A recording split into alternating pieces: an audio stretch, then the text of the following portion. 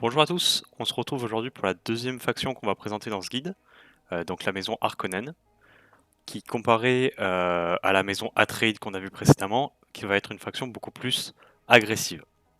Donc ça va être sur le même format que je vous ai présenté dans la première vidéo, c'est-à-dire que là je vais vous parler rapidement des conseillers, un peu du gameplay général de la faction, puis je me rentrerai dans une partie plus avancée, et je vous expliquerai comment se joue la faction en jeu, au niveau des armées, au niveau des bâtiments et au niveau des recherches. Donc commençons tout de suite. La maison Harkonnen a quelques spécificités. Donc tout d'abord, alors comme les trois autres maisons qu'on verra plus tard, mais elle a le droit de piller, en opposition avec la maison Atreid que je vous ai présentée avant. Donc je vous montrerai ce que c'est que le pillage, comment se fait un pillage en fait en jeu, puisqu'on n'a pas pu le voir avant. Mais surtout la mécanique principale de la faction, ça va être l'oppression. L'oppression, c'est quand vous possédez un village, vous pouvez les opprimer, donc ça vous coûte une certaine ressource, de la main d'œuvre, 50 de main d'œuvre, et en échange, le village va produire 100% de ressources pendant un certain temps. Cependant, il y a un contre-coup à cet effet, c'est-à-dire qu'après que la durée d'oppression est passée, un nouveau chrono s'enclenche, et en fait c'est une durée où des révoltes peuvent avoir lieu. Qu'est-ce qu'une révolte? En fait, une révolte, c'est des villageois donc, qui prennent les armes contre vous. À ce moment-là, l'armée, les miliciens présents dans le bâtiment dans la ville ne vont pas bouger, et vous allez avoir 3 ou 4 miliciens adverses qui vont spawn sur la ville.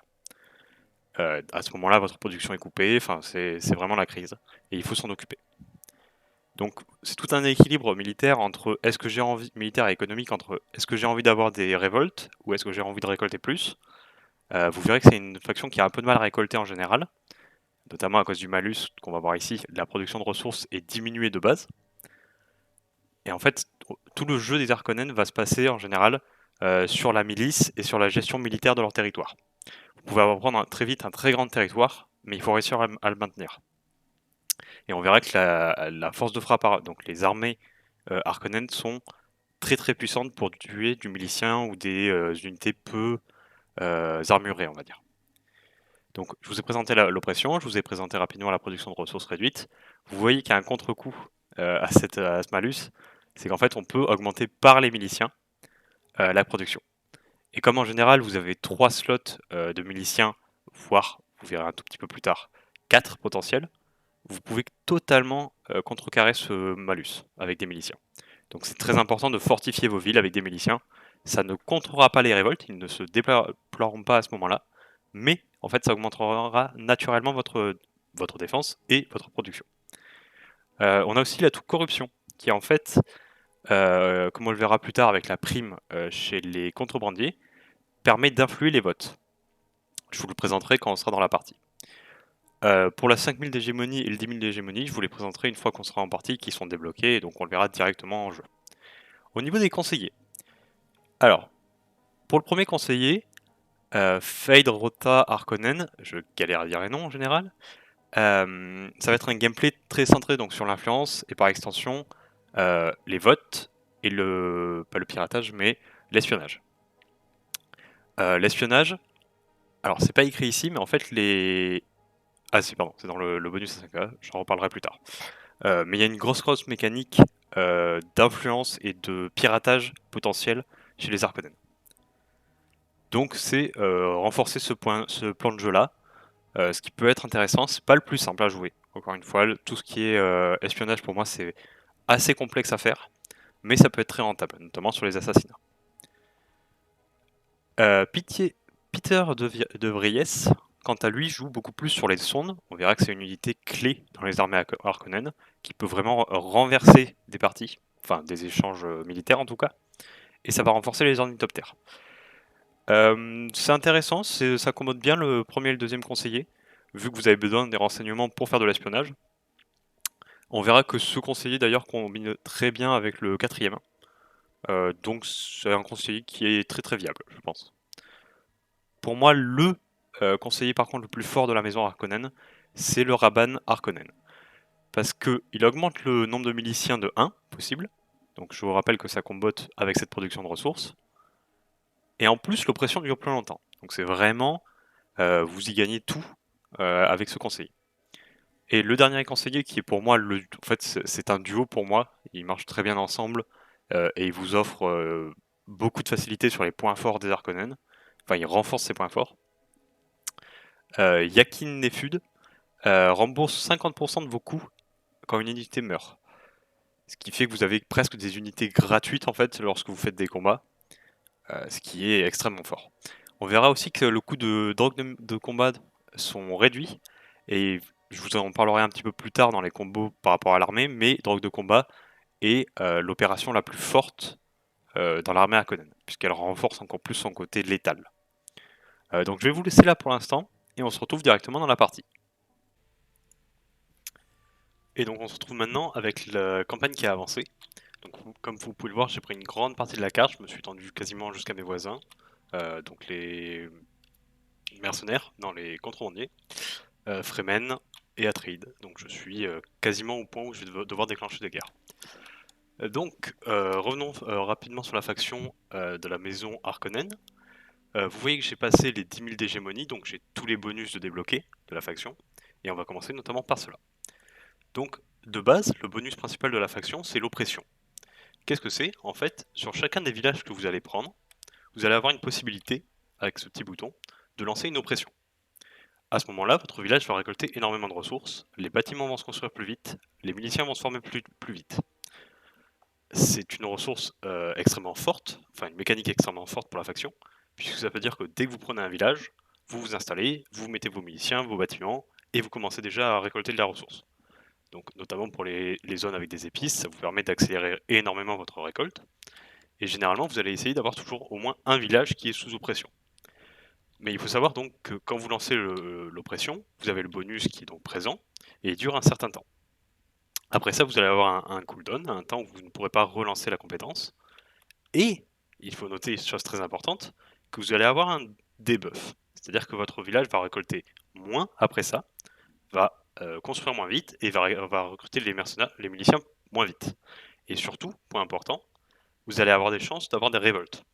Une révolte, c'est quoi en fait? C'est un moment où il va y avoir des miliciens adverses qui vont spawn sur votre ville et qui vont faire une révolte, et donc être présents sur le territoire, réduire votre production et stopper toutes les améliorations que vous avez lancées sur le territoire. Il vous faut le reprendre à ce moment-là.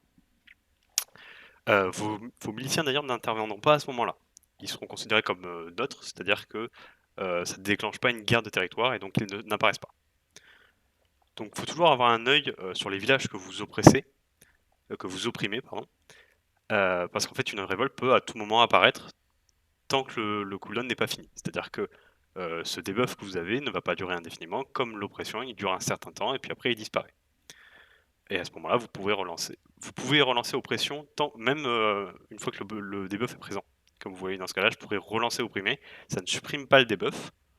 Cependant, il serait quand même présent après la fin du deuxième buff. Donc c'est pas le meilleur moment, puisque vous avez une production qui est réduite et boostée, donc mieux vaut attendre de ne plus avoir le debuff pour avoir une énorme production. À côté de ça, il y a d'autres bonus et malus dont je vous ai un petit peu parlé au début, notamment la production de ressources par milicien actif. C'est-à-dire que plus vous avez de miliciens dans votre camp, dans vos villages, plus vous allez produire naturellement. Ça va contrebalancer le debuff qui est présent sur la faction, qui est que vos villages de base produisent moins que les villages d'autres factions.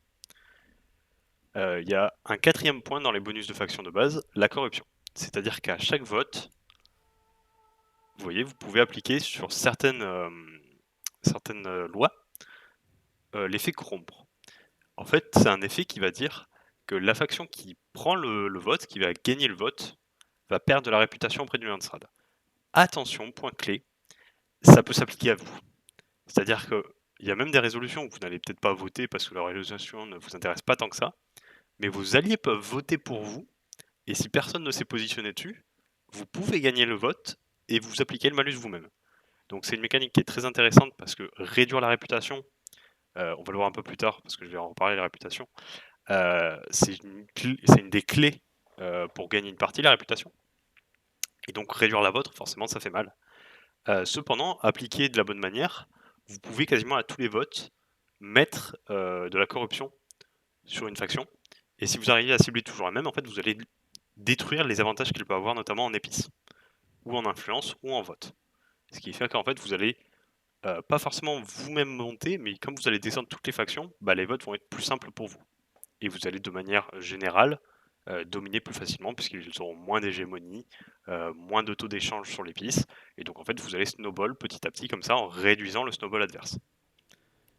À côté de ça, à 5000 on va obtenir donc un effet qui va être, d'ailleurs à 5000 et à 10 000 les effets sont énormément centrés sur l'espionnage.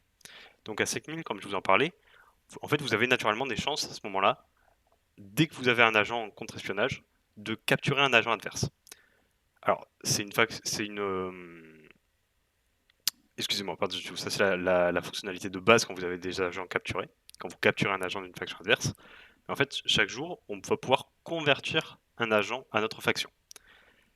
Alors, c'est très utile, notamment avec le deuxième point des 5000 d'hégémonie, qui vous permet en fait d'envoyer, de sacrifier un agent sur une mission. Donc, par exemple, dans le menu des agents. C'est-à-dire que quand vous lancez une mission dans cette faction, vous pouvez rajouter un agent. Et en fait, ça va réduire donc le coût de la mission, le temps de préparation. Il n'y aura pas de complications. Sur certaines missions, on verra que c'est très très important.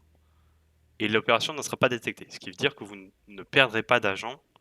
Vous n'aurez pas d'agents qui se feront capturer quand vous lancerez l'événement, l'opération. Donc ça, sur les grosses opérations, notamment on va le voir sur les assassinats, c'est extrêmement fort.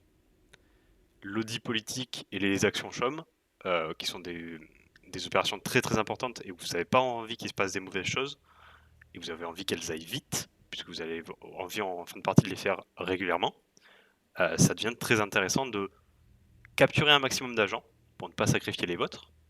Et en fait, comme les agents capturés sont des agents de moins bonne qualité par rapport à ceux que vous recruteriez normalement, vous allez en fait vous en servir pour les sacrifier à la chaîne pour les opérations dont vous avez besoin.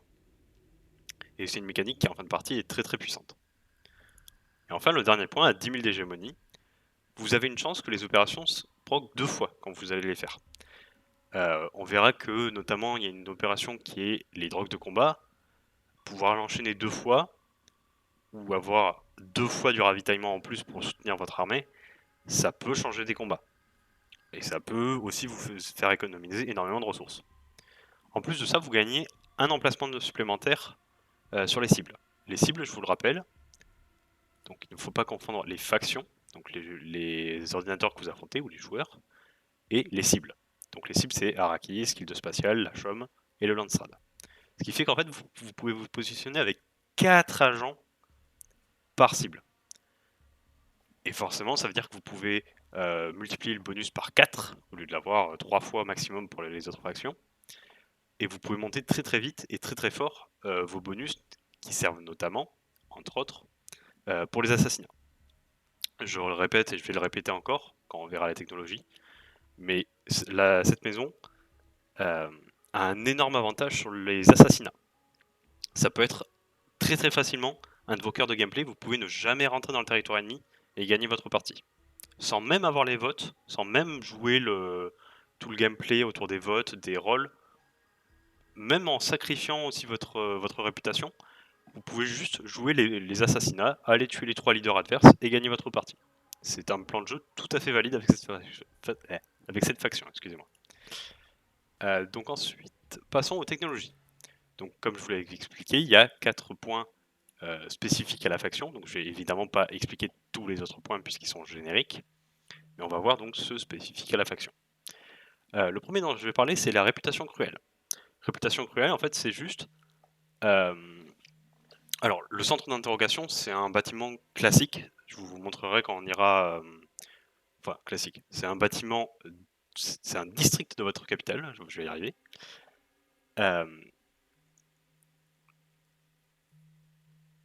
Oui. Et en fait, ça va vous permettre de jouer autour... Le point va vous permettre de jouer autour de l'influence et de l'autorité. On verra qu'il y a beaucoup de manières de jouer sur l'autorité et de gagner des villages pour un coût réduit, en fait. Ce qui est une donnée importante, puisque je vous rappelle que l'autorité est une des ressources qui est assez lente à générer dans la partie. Même si vous vous placez bien dessus, vous allez rarement monter à des montants excédant, disons, 20 par jour, ça serait un très très bon montant. Là, je suis actuellement à 7, moins 1, enfin 8, moins 1 parce que j'ai un traité. Mais vous voyez que même là, une partie où je suis bien avancé, je suis bien positionné, j'arrive pas à en générer des milliers non plus. Donc c'est très important de réduire les coûts plutôt que d'en générer plus, puisque ça va être plus simple. Donc à ce moment-là, quand vous allez lancer une opération, vous allez réduire le coût pour récupérer le village de 20%. 20% c'est beaucoup sur les villages. Et vous allez générer de l'influence si c'est dans une faction ennemie. On verra que l'influence, c'est pas forcément le cœur de votre faction, mais on crache jamais sur avoir un peu plus d'influence au vote, ou notamment certaines opérations demandent de l'influence. Donc ça sera une ressource qu'on aura toujours, on sera toujours content d'avoir. À côté, dans le côté militaire, qui est donc le deuxième point fort, parce que pour moi les deux points forts de la faction c'est l'espionnage et le côté militaire. Donc le point militaire c'est point de commandement plus 8, donc ça c'est le trait normal ici sur ce point. Dégâts des miliciens plus 20%, c'est le trait normal aussi, là il n'y a pas de modification. Par contre le dernier point c'est là où il y a la modification, c'est que chaque fois que vous allez détruire une unité, toutes les unités à côté vont gagner 5% de puissance cumulable. Cumulable 5 fois. C'est-à-dire que, on le verra juste un peu après avec l'armée, c'est une armée qui fait excessivement mal. C'est pas une armée, à l'opposé de la première armée qu'on avait vue, qui tankait très bien. Ici, c'est tout l'opposé, on est très agressif. Donc avoir de la puissance en plus dès qu'on fait un kill, ça fait qu'en fait, on va cibler très vite les unités qui ont très peu de PV en face, ou qui sont très faciles à tomber. On va se focus sur celle-là, et on va avoir le bonus qui va commencer à s'emballer, puis on va prendre une deuxième unité, on va avoir 2 stacks sur le bonus, et ainsi de suite. Et c'est une très bonne manière, c'est un point très important à aller chercher si vous voulez être agressif très tôt dans la partie et mettre à mal votre adversaire du côté militaire. On a aussi l'économie militaire qui vient en fait compléter notre commandement central, puisqu'ici les troupes vont nous coûter moins cher en entretien et en création. Et on pourra en plus rajouter un agent à l'infiltration du chaume. Et il me semble que l'infiltration du chaume rapporte, je vais vérifier avant de dire des bêtises, au bon endroit, l'infiltration du chaume rapporte des Solari. Voilà, donc c'est vraiment pour aller snowball sur votre avantage économique. Vous allez avoir des unités qui coûtent moins cher, vous avez peut-être un conseiller d'ailleurs qui vous rembourse le coût de vos armées quand elles meurent, et donc vous voyez que vous avez une armée qui fait mal, vous commencez à rembourser très vite les coûts de votre armée coûte peu cher, il y a une mécanique d'armée qui se dévoile petit à petit. Et à côté de ça, on a Règne de Terreur, qui est un point que je conseille de prendre très tôt, puisqu'en fait, il va demander un peu de temps pour être rentabilisé. En fait, Règne de Terreur, normalement, dans le jeu classique, quand vous n'avez pas ce point-là, si vous pillez un village, alors je ne vous l'ai pas montré parce que dans la partie précédente, on était dans une faction qui ne pouvait pas piller les villages, mais donc quand vous jouez une des 3 factions qui peut piller les villages, vous récupérez des Solari, ou du Plascrète, ou les deux, et en fait, le village est désactivé pendant un certain temps, et pour votre faction seulement, ça va coûter plus cher de l'annexer. Et bien en fait, Règne de Terreur, c'est exactement l'inverse. C'est littéralement l'effet inverse. Plus vous allez piller un village, moins il va vous coûter en autorité à prendre. Donc en fait, le but, si on veut vraiment optimiser ce point au maximum, c'est d'aller piller donc 5 fois un village, puis de le prendre. Donc en fait, vous allez snowball votre économie en faisant du pillage, avec une armée qui vous coûte moins cher, et une armée qui fait plus mal, et ça commence à faire beaucoup à ce moment-là. Donc en plus de ça, ça va rajouter un trait, alors qui n'est pas forcément très utile, mais qui est sympathique quand vous êtes sur une ligne de front qui peut bouger, où en fait un village qui vous a déjà appartenu va vous coûter 50% moins cher à reprendre.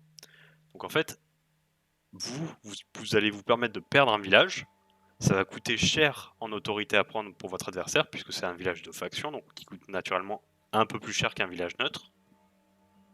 Et vous, par contre, il va vous coûter 50% moins cher. Donc en fait, vous pouvez même faire une espèce de petite guerre en laissant une ville à la frontière. Et en fait, vous allez épuiser naturellement l'autorité adverse, tandis que vous allez la perdre beaucoup moins vite.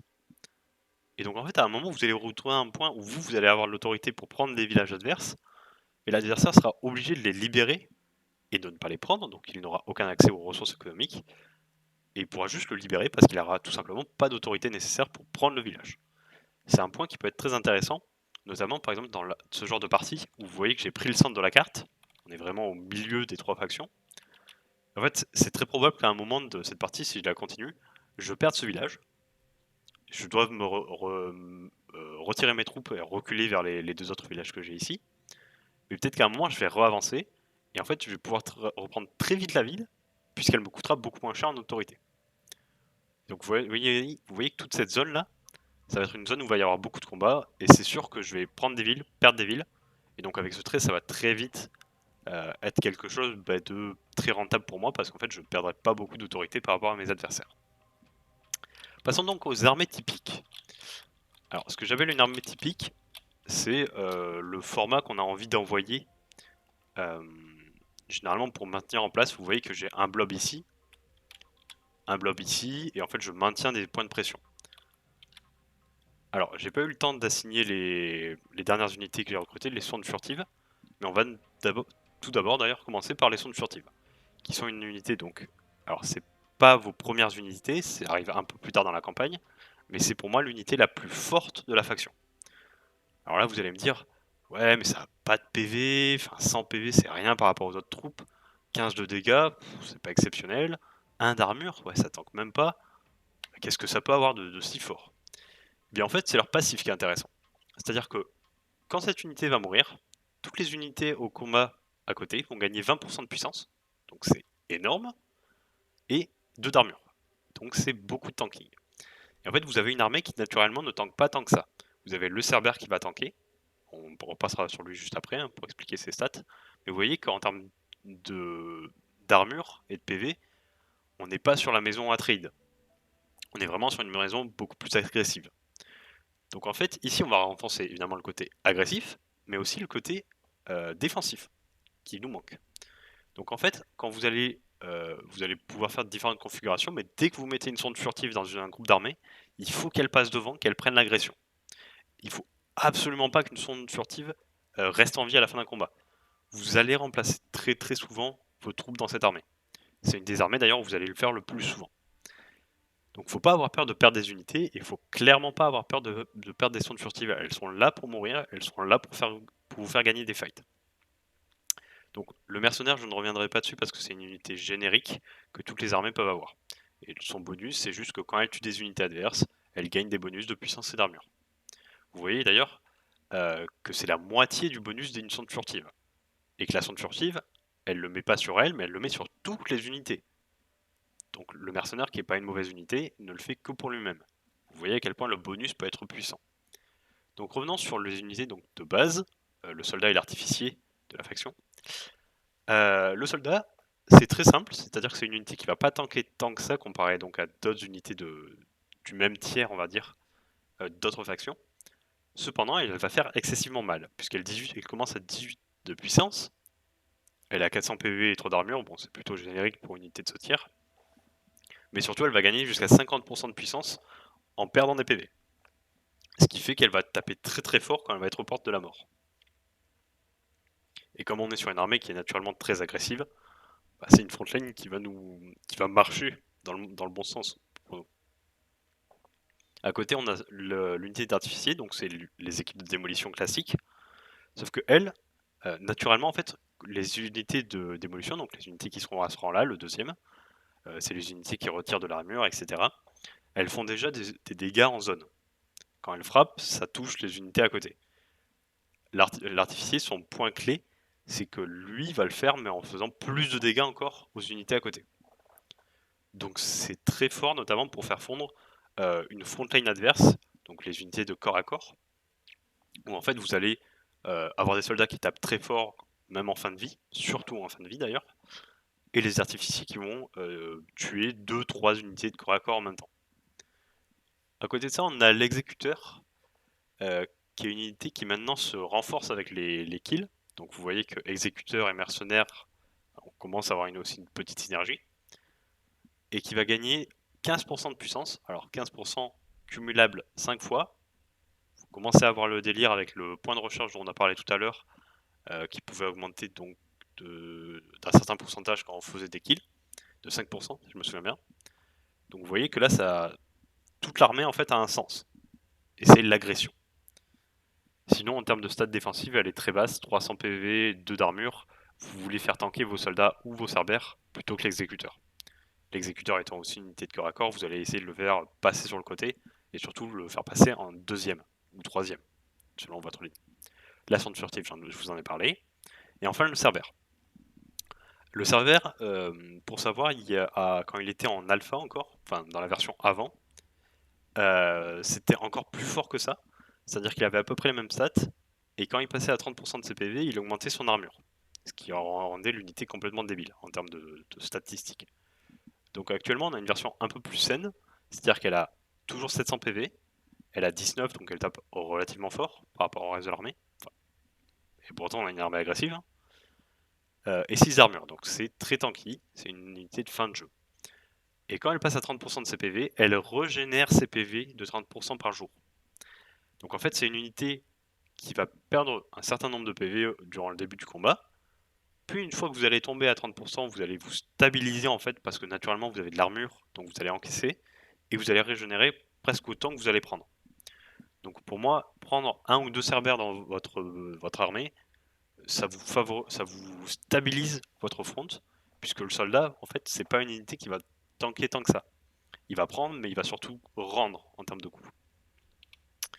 Donc globalement, pour moi, une armée classique, un blob, comme je vous en ai parlé classique, c'est un cerbère pour faire votre ligne, 1 à 2 soldats. Alors là, je vous montre un blob, évidemment, qui ne sont pas optimisés, hein, mais voilà, moi c'est la formation que je vous conseille. Donc un ou deux soldats, un ou deux artificiers selon la taille de votre blob, un exécuteur, il y a rarement besoin de plus. Après, vous pouvez toujours faire des blobs thématiques, ça peut être intéressant. Une et généralement même deux sondes qui vont passer devant. Comme ça, vous allez stacker très vite le bonus, puisque une des deux au moins va prendre l'agression, et donc hop, elle va mourir très vite et vous donner le bonus. Et généralement deux cerbères pour faire votre ligne. Vous pouvez inclure un ou deux mercenaires, voire même trois mercenaires si vous avez envie, puisqu'en fait le bonus va se déclencher pour tous les mercenaires d'un coup. Donc c'est toujours intéressant de se dire ok, on va sniper très vite une unité faible adverse, on a le bonus qui proc et on déroule derrière. Donc c'est comme ça que je vais mener mon armée en général.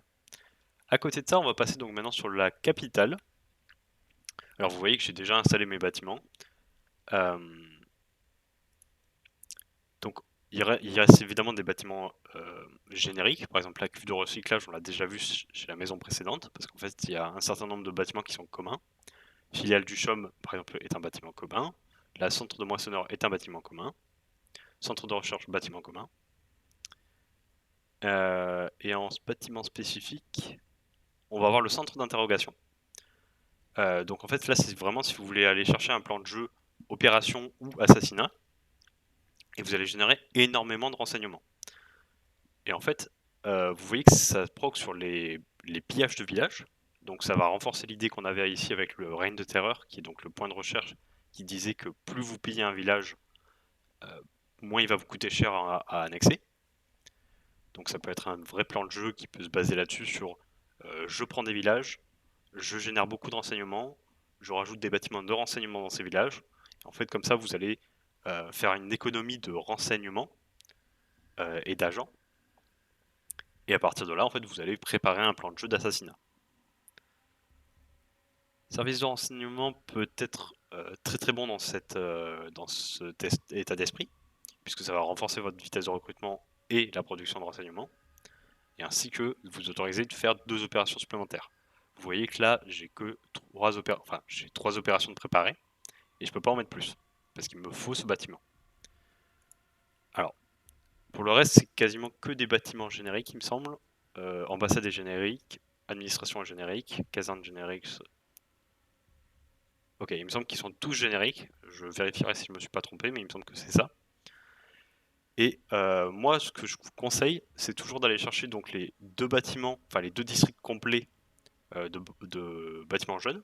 Donc vous voyez, là j'ai mon district ici avec mes moissonneuses, et ici je devrais finir avec la cuve de recyclage, pour aller chercher de la production en solarié supplémentaire.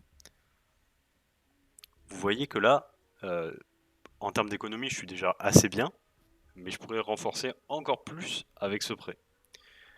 Les 20% d'hégémonie d'Action Chum, je trouve que c'est un trait relativement faible pour ce que ça demande. 3 bâtiments dans un district, ça veut dire que vous vous privez soit de l'armure pour les unités militaires, qui peut être aussi très envisageable dans notre faction, puisqu'on en manque. Et en plus, ça veut dire se priver du forum politique, qui pour moi comble un des trous, une des faiblesses en tout cas de la faction. C'est-à-dire qu'au début, on commence avec une réputation très mauvaise, et donc il faut absolument la remonter. Donc d'habitude, j'aurais plutôt tendance à vous dire faites les bâtiments jeunes pour faire de l'économie, et comme ça vous allez être bien économiquement, ce qui veut dire que vous pouvez investir dans ce que vous voulez. Cependant, là je ferai une exception pour cette faction, parce que je suis allé chercher d'ailleurs dans cette partie très très vite l'administration, le centre d'interrogation et l'ambassade, pour en fait avoir le bonus de production, de réputation auprès du Landsrad. Et en fait ça fait que de manière automatique, tous les jours je vais générer de la réputation, qui est une ressource qui est sinon quasiment impossible à produire, en dehors des paiements des taxes. Mais donc c'est lent parce qu'il faut attendre un cycle complet, et ça ne veut pas dire que vous allez passer au prochain palier, donc il va falloir attendre un autre paiement. Enfin voilà, c'est quelque chose qui est très très lent. Alors que là, chaque jour, vous allez en générer un peu plus. Ce qui fait que très vite, vous allez retrouver dans une réputation qui va être excellente ou irréprochable, ce qui vous autorise à faire deux choses en fait. Soit, donc comme moi là actuellement, vendre pour très très cher votre épice, ce qui est toujours un point positif, soit aller chercher donc les places au conseil, puisque je vous rappelle qu'il vous faut un certain nombre de réputations. Donc là, par exemple, 200 pour celle-ci, ce qui est assez faible. Mais par exemple, si vous voulez jouer la gouvernance de Dune, il vous faut vos 400. Donc là, même là, avec ce plan de jeu, je ne les ai pas encore. Mais si je voulais jouer la gouvernance maintenant, bah, il me faudrait absolument avoir fait ce bâtiment plus tôt. Sinon, je serais beaucoup plus en retard. Donc voilà, globalement, pour le résumé, c'est une faction qui est très agressive, qui va chercher le combat, qui va chercher l'élimination d'unités adverses, qui va potentiellement jouer un plan de jeu d'assassinat. En fait, vous allez rarement jouer la gouvernance avec cette faction, puisque en fait, elle joue beaucoup plus l'assassinat, la destruction de la capitale adverse. Donc je vous déconseille d'essayer de jouer la gouvernance, même si ça reste un plan de jeu, comme je vous l'ai expliqué avant, qui peut être possible avec la réputation et certains builds de bâtiments. Et sont très spécifiques, l'oppression vous permet de mettre une économie en place qui est très très forte, mais qui vous demande d'avoir des unités militaires prêtes à intervenir. Ça tombe bien, c'est un de nos points forts, l'aspect militaire, avec de gros dégâts. Donc voilà, c'était la présentation de la maison Harkonnen, excusez-moi. J'espère que ça vous a plu, n'hésitez pas à laisser un pouce bleu, à vous abonner, vous connaissez la chanson. Et donc on se retrouvera pour la prochaine vidéo qui sera donc centrée sur les contrebandiers. Salut!